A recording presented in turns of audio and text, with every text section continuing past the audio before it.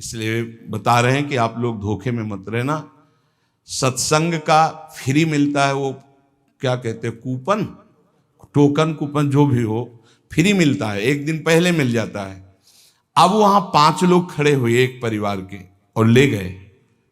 इसके बाद वो 5 लोगों को 1-1 हजार 2-2 हजार का बेच दिया।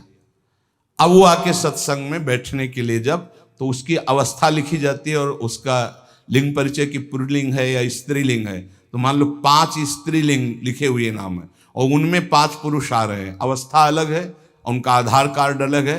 तो उनसे पूछा गया कि आप कैसे, आपका तो कूपन है नहीं, आपका टोकन तो है नहीं। तो उन्होंने कहा मैंने 1 हजार में खरीदा, मैंने इतने में खरीदा।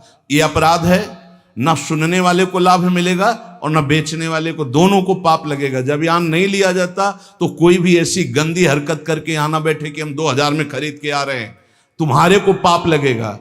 तुम यहां आकर के स्वयं खड़े होकर लीजिए, नहीं है तो गली में बैठ के सुन लीजिए। क्यों आप गंदी आदत कर रहे हो, क्यों दूसरों को बढ़ावा दे रहे हो गंदगी के लिए, जब यहां एकांतिक के लिए और सत्संग के लिए बिल्कुल फ्री है। आप एकदम आइए, एक दिन पहले आइए और जो टोकन या कूपन जो भी कहा जाता है वो स्वीकार कीजिए और आप आकर के, किसी के लिए कोई फीस नहीं। अब दर्शन कराने के लिए इसलिए बंद करवा दिया, दर्शन कराने के लिए आ रहे हैं 2 हजार 11 हजार।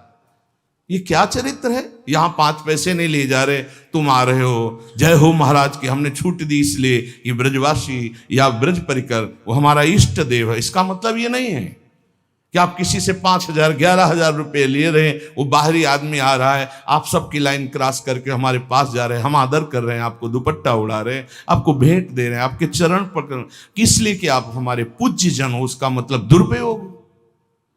कभी आपको ऐसे दर्शन से लाभ नहीं मिलेगा, ध्यान रखना। यहां सिद्धांत संतों का जो होता है उसके अनुसार चलना चाहिए। यहां कहीं किसी भी तरह की ना हमारे परिकर के कहीं दोष मिलेगा कि फीस लेंगे, और अगर आप फीस देकर कहीं से आते हैं तो आप अपराध करते हैं, आप गलत मार्ग का बढ़ावा कर रहे हैं, अधर्म का। ऐसे ही लोग अधर्मी होते हैं, आ रहे हो सत्संग करने और आप अधर्म का आचरण कर रहे हो, उसको बढ़ावा दे रहे हो, वो क्या करेगा 4 लोगों का। फिर इसके बाद क्या होगा, फिर ये विचार बनेगा कि जरूर बाबा मिले होंगे, 10 हजार हमसे लेता है, 5 हजार बाबा को देता होगा, 5 हजार अपने आप ले। दोष दर्शन और वो बुद्धि आपको भ्रष्ट कर देगी, सत्संग और एकांतिक लाभ ले पाओगे।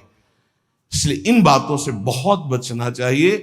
जब फ्री है, अध्यात्म कभी पैसे से नहीं बिकता, पैसे से जो बिकता है वो अध्यात्म नहीं होता है, गांठ बांध लो।